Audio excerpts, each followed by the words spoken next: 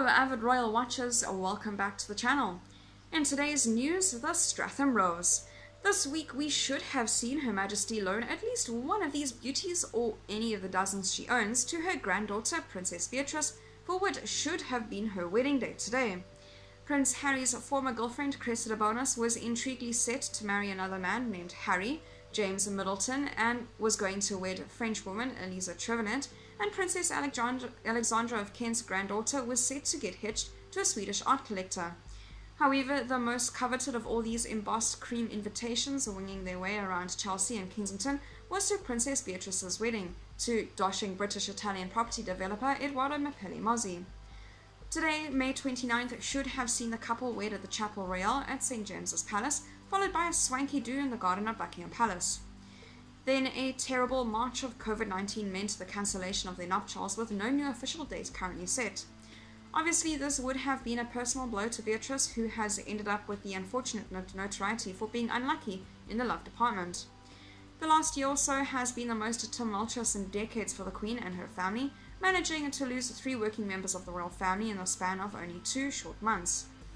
This week, a new documentary about Epstein landed on Netflix, guaranteeing renewed coverages on claims that Prince Andrew had sex on 3 occasions with Epstein's sex slave Virginia Goff, then Robert, the first when she was only 17 years old. Then came January, and the Sussexes, with one Instagram post, managed to torpedo the royal status quo and shatter any lingering notions of family unity.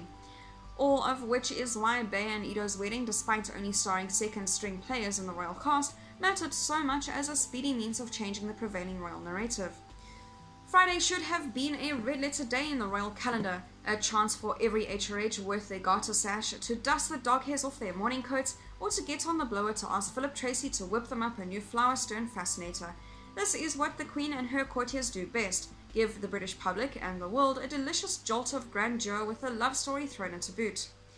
While the Windsors have done a bang-up job during the coronavirus crisis, approving their Zoom metal and blithely keeping national spirits up, royalty doesn't work in the long term remotely.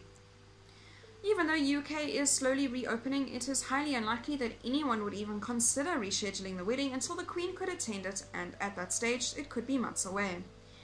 For the foreseeable future, Her Majesty will be cooped up in Windsor Castle, rooms 1,000 plus, with Prince Philip, a small handful of chosen devoted staff, and a budgie menagerie. Seriously?